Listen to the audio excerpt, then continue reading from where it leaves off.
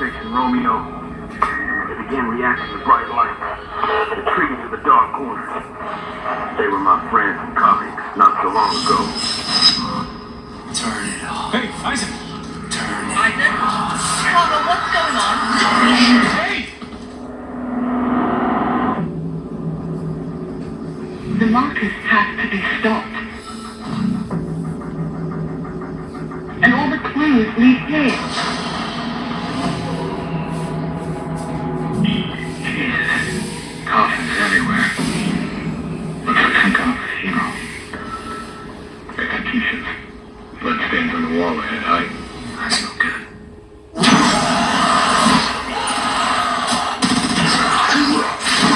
They're here. Which means they're everywhere. Get a weapon for everyone.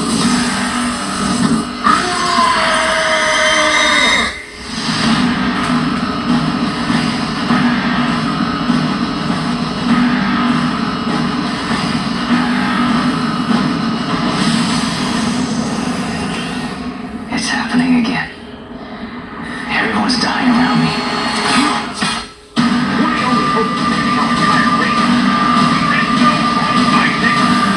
It is do or die. Which side is that for help? Are you with me? Are you with me? Are you with me? What you watched just there was the trailer for Dead Space 3, the game I'm reviewing today, and I'm just gonna say it, I never really played this game until now, so this should be a interesting experience for me. Now, let's start off by looking at the first thing you guys see, the opening of the menu. Now we have finally gotten to the slave slots or save spots. I don't know how to really say it. Anyway, I am kind of nervous, but before we get into the game proper, I might as well show off the menu, and I have to say, it is very good. And it has a few features, and you can also look around at this research station. I think they have a part of the mysterious creature, which we'll see later. But yeah, here's all the extras, online stuff, credits, a previous on Dead Space, which you have to look for yourself. I'm not doing that. And of course, there is a multiplayer feature, but I cannot play it. Anyway, here's what the single player thing looks so far. Anyway, now, even if you try to look for other people, I don't think the network will allow it. And there's a new play plus mode, which, well, I might try to see if there's any unique glitches, but for now, oh yeah, and here's the settings and downloadable content, but I cannot access that now. Anyway, here's what the settings look like, which I think are fine. Now, enough chatter. It's time to finally actually play this game. The game actually starts with, well, a prologue before we even play as Isaac Clarke. And, well, I'll let it play out until we get into some actual gameplay. And I actually like the red trolley. Anyway, enough talking.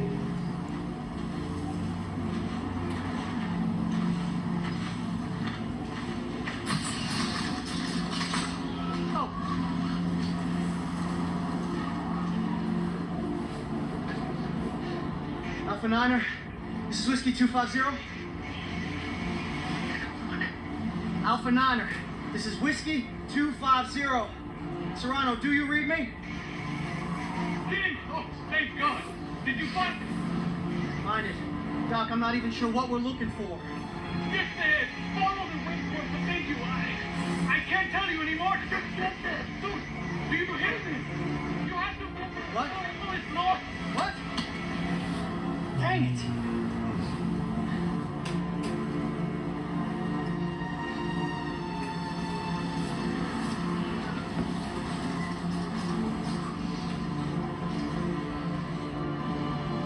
Okay, now we have our basic movements, camera stuff. Oh yeah, and if you press R3, you get to see the Wayfinder. And of course, there's this weapon thing, and you can see, and also you can stomp stuff, which I'll show off a bit later. Now, while this is all good, let's get into our first combat encounter with a brand new enemy, no less. After doing some ammo pickups and shooting the door for some reason, it apparently opens it. However, we are soon introduced to our first enemies, which are these axe guys. I mean, they don't look anything like Necromorphs, like at all. Though they aren't that difficult to kill, and that's actually a good thing, given how you don't have kinesis in this first level.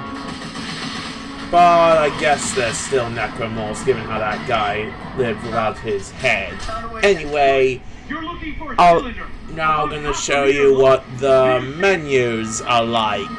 I think these little menus are pretty good, even though there are some things I disagree with, which we'll get on later. Anyway, now let's see how this little story ends, and you also see the Wayfinder there, as well as some variants with these axe throwers, but I'll go into more detail of them when we get to the enemies. Anyway, let's end this little prologue. The main point of this prologue is to get this weird data thing. However, things don't go, well, quite as planned, since this ship is on top of a cliff and it's about to fall off. So we get this pretty cool sequence where we have to go down the cliff and avoid these rocks and jump across these side panels, whatever they are. Took me a bit to figure out, but I managed to do it. Anyway, now let's properly end this. When we get to the ground, this might be a bit too long, so I'll just edit it right now.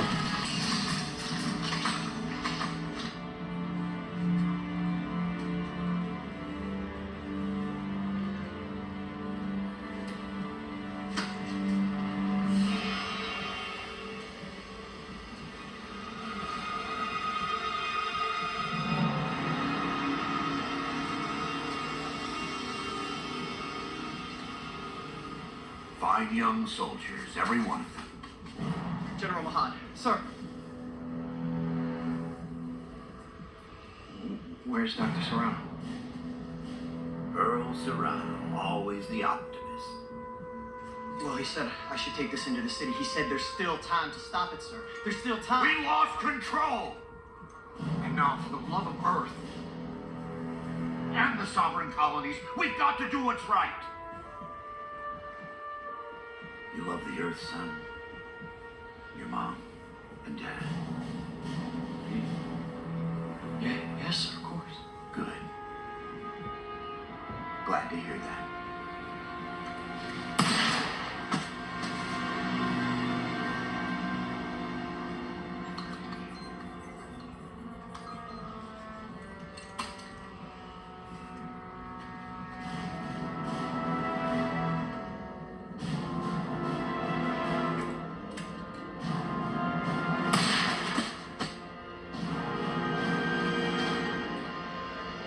After that horrific opening, we now finally fading to the data being purged as we finally get to Isaac, which, well, he's not doing well. His girlfriend broken up for unknown reason, and he still has some dreams about the bloody markers. Though that has to wait for a bit, since someone is coming into his house, and we're introduced to a few new characters as we're about to encounter our main threat. It turns out the Unitologists have overthrown the Earth government and are destroying everything. And they serve as another enemy aside from the Necromorphs, which we'll talk about this when we get to the enemies. These guys are so crazy, they'll even blow themselves up. And they're led by this guy. The age of man is at an end. We have become too many, too little to go around. Corporations we once I know he sounds a bit stupid, and especially he looks stupid with that coat. But he will be important later on, and I'm not going to spoil it. Though he does make an awesome power move by unleashing this marker upon the moon station, which it quickly unleashes a bunch of necromorphs, including a familiar face, the Slashers, along with these axe-throwing guys. And I think that's enough of the story, though we do get to visit a bunch of locations, from this moon base where you deal with crazed cultists and the necromorphs, to this military ship that is so clean and prestigious, only to be destroyed when it wanders into this ship graveyard. I guess this is like one of those broken ships graveyards in those pirate films, only it's in space. Though you do encounter an awful lot of mines, and you actually go into these ships, which I'll show you right now, as you see right here. Though, if you're wondering why the footage is a bit more crisp and proper, let's just say my PlayStation 3 broke, so I have to use the PC version. So yeah, that's how much I care about these reviews. And anyway, you go through various abandoned ships, and eventually we get to go to the surface of the planet, and even below it, where it has some interesting architecture. Now, let's get into some gameplay. You have the basic looting, you know, crushing enemies or shooting them with your gun. Speaking of which, you can only have 2 weapons, and you customize them in this thing. All the parts lying around here, I bet I can make a better weapon than this one. Yeah, smart thinking. You can use these benches in order to upgrade your weapons, equipment, and other stuff. There's a variety of different things you can do, from storing previous artifacts to changing out different parts of the weapons. You can even make brand new weapons if you have the materials. You can have all the classic weapons from the original Dead Space and the sequel, and some new ones in this game. However, I feel like is a bit much. You can make all sorts of custom weapons, but I'm not going to go over all of them. However, there is another feature along with these weapons, which I'll show you right now. Here we have a little scavenger bot, which will collect certain objects, though you have to put it to a certain area. That said, you don't have to put it into specific areas. It's just, well, if you put it in certain areas, you'll get more materials.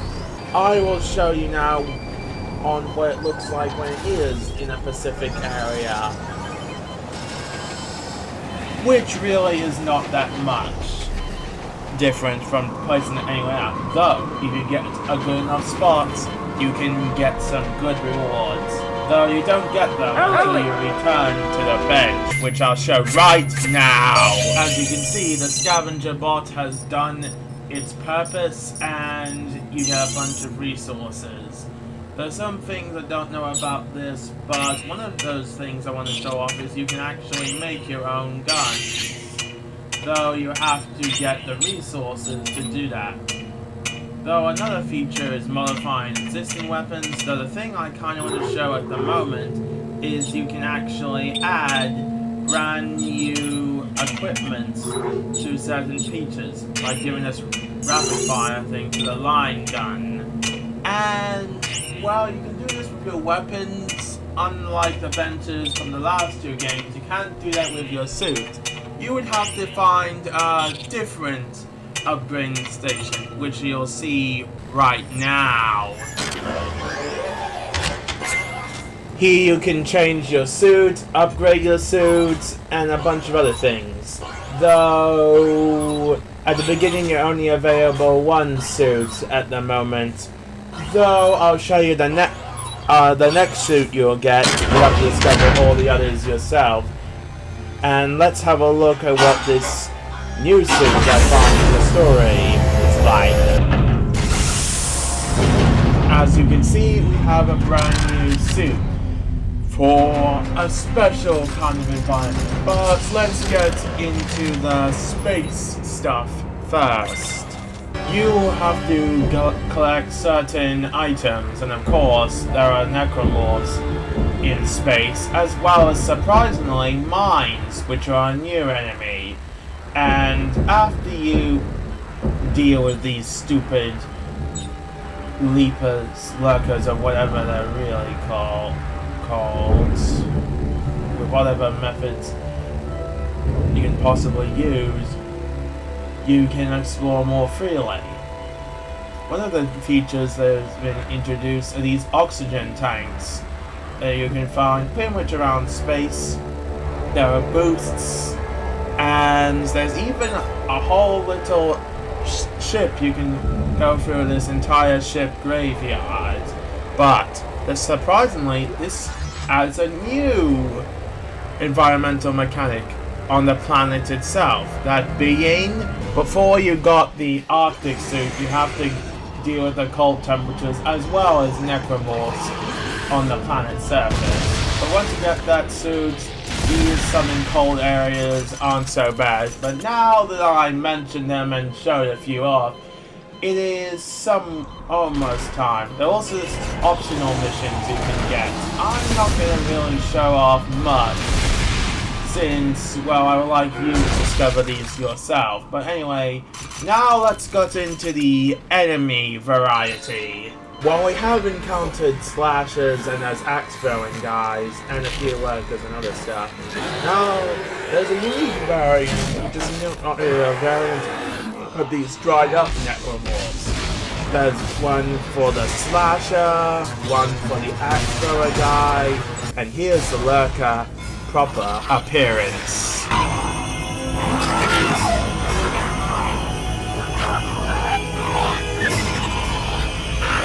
And yes, I know, these lurkers are made from dogs, not babies, but they still serve the purpose. Now, on to the leapers, which haven't really changed that much.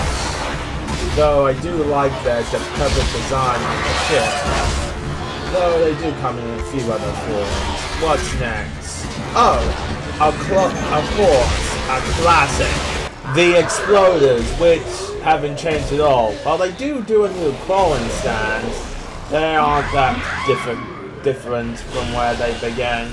Oh, I think we should also cover the pukers, which also haven't changed. Don't believe me? Look here. See, not much different. Though, another classic enemy that returns is the Pregnant. Though, before I talk about them, I should talk about the new and improved Swarmers, which, well, just watch this scene.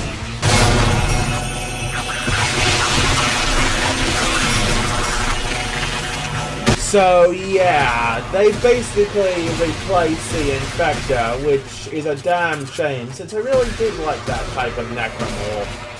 Now, you have to make sure to kill every single one, or else the Necromorphs will keep coming back. And also you see those fodder enemies, I think they're called, having spikes growing out of them, which I'll show a bit more. Anyway, now let's get into the Pregnant proper, which they have not changed at all.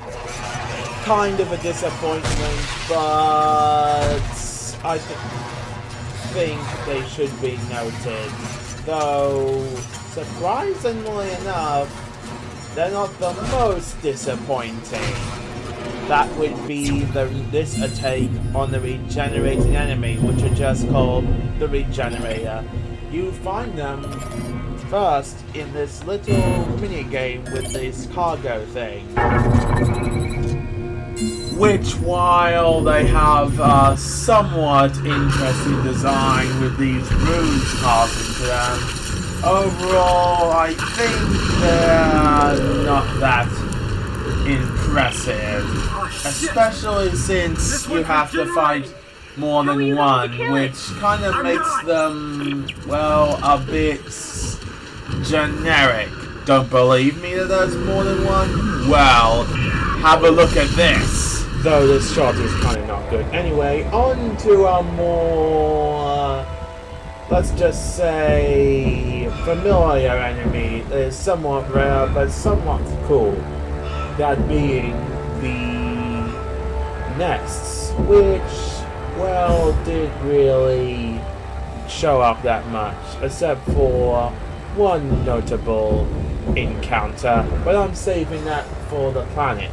Speaking of which, we get plenty of unique snow variants of certain necromorphs like the Puka, the Slasher shown here, but we should probably stick with new necromorphs, since if I go over every single variation, we'll be here all day, or at least a couple hours. Anyway, the first unique necromorph is also a new one that appeared in this game, that being the Feeder. There are times where you have to sneak past them, though they're mostly like other necromorphs. Fun fact, these guys are the result of humans feeding upon necromorph bodies, so they're a bit more frail, but they're surprisingly fast, and they can make some weird noises, but they're not much of a problem.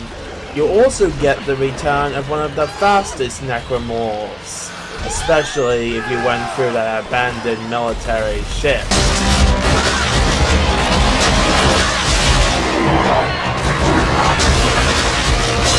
That's right, the Twitches come back, and they're just as annoying to deal with as ever. And I still don't know why they came back here and not in Dead Space 2. Though, speaking of which, one of the most famous enemies, the Stalkers, also make an appearance here, though they have a slightly different way of moving. See, they walk on all fours instead of on two legs with their arms tucked behind them, which I think it is a bit of a downgrade, especially of how easy they're killed with my custom flamethrower.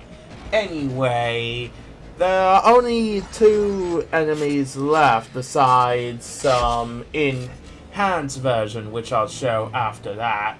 Though there is a weird necromorph, which is a slight offshoot of the Devile, which does not show up here, which possesses dead soldiers' body and they use their guns. Which I think the whole point of necromorphs using guns is a bit stupid from where we're speaking of, being totally honest. Like, these enemies are just annoying, being personally honest, and I would rather have the Idols show up again rather than these guys. Anyway, this was just a small tangent, and one of the only things I have to majorly edit. Everything else should be in its proper place. Anyway, back onto the review. The first is the Guardians, which really haven't changed that much. Though they have gotten with their little tentacle things and start shooting out swarmer infectors. The other returning face is the cysts, which are more of an environmental hazard. And surprisingly enough, there is a brand new necromorph that has a similar role, but it's at the very, very end of the game. And this is a unique enemy, not the final boss. They're called the Medusa, which is a reference to a type of jellyfish, which I think is pretty cool, but not that important. Anyway, let's see some upgraded versions of necromorphs. Here we have some improved stalkers, though we also get some improved fodder units. And of course there are fodder units for a bunch of other creatures. In fact, since I'm nearly talking about my favorite unit, let's look at one more fodder unit, and you can now see the spine things more clearly. Now, the fodder units are cool, but they're nothing to the improved feeders. Don't worry, it's quite dead. You sure about that?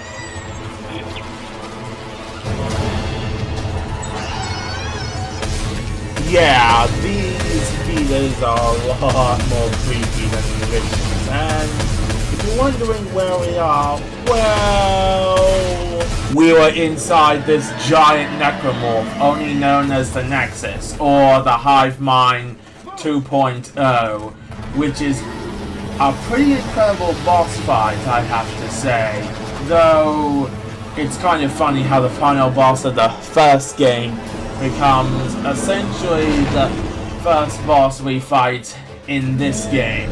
Anyway, you just have to avoid its massive slaps.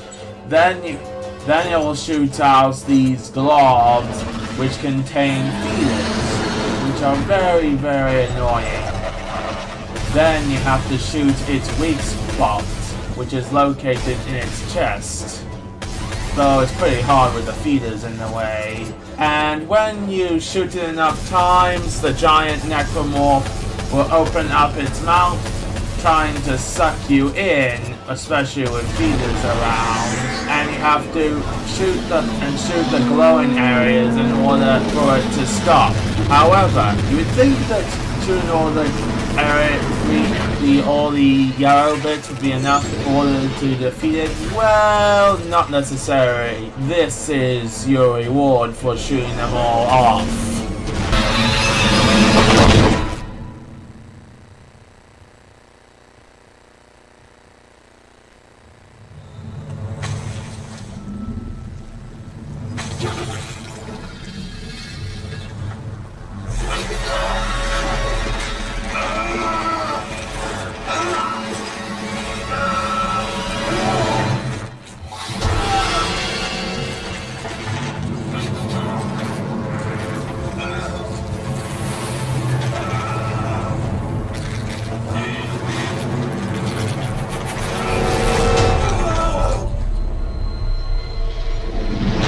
Not much of a reward. However, this opens another form of the boss. Now you have to destroy the internal organs represented by these nests to destroy this massive necromorph once and for all. Though I have to say this is a much more difficult part, and I kind of died a few times.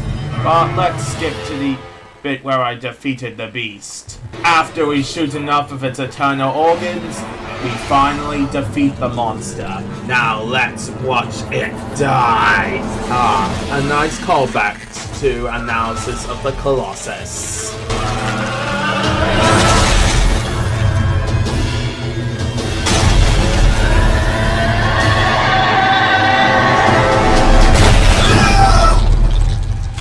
That giant necromorph is actually the result of several fusions of a weird alien race native to this planet, known as Tau Varantis, and thus these aliens are called the Tau Varantis. And these crawlers are actually the young of those weird alien creatures.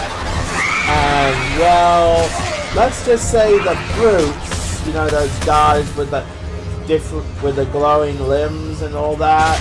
Let's just say they originated from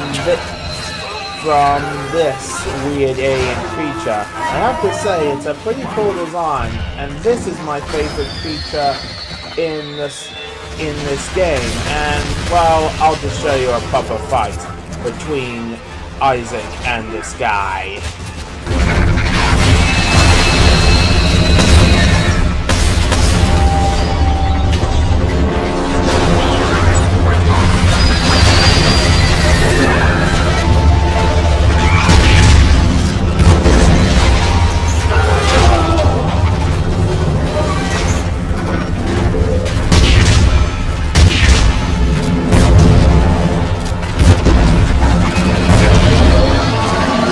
Pretty simple boss, but I actually like them because of the major lore. These guys were infected with the markers as well as mankind, so they made a machine, which is important for something much later. And here's what they look like in the final area, and we got a special puzzle where we put one back together. Pretty cool, don't you think? And yeah, I like these guys for the major lore significance. Though if I were to put a second best on Necromorph Line, it would have to be this guy, who's probably some kind of weird animal that lived here when this place was a mere ocean. And yeah, that is Dead Space 3. I have to agree, it's not as good as the other two. In fact, it has an awful lot of microtransactions. And if you want me to play the special DLC, you guys have to vote that in the comments below. But overall, I'm pretty much done with this game, and I don't think I'll play it anytime soon. Though I did get to use my computer for most of this, which I didn't realize I'll do. And yeah, these microtransactions are very annoying. You know what to do, like, comment, and subscribe, and have a happy Halloween. And make sure you beware of moons, for they are surprisingly brotherly.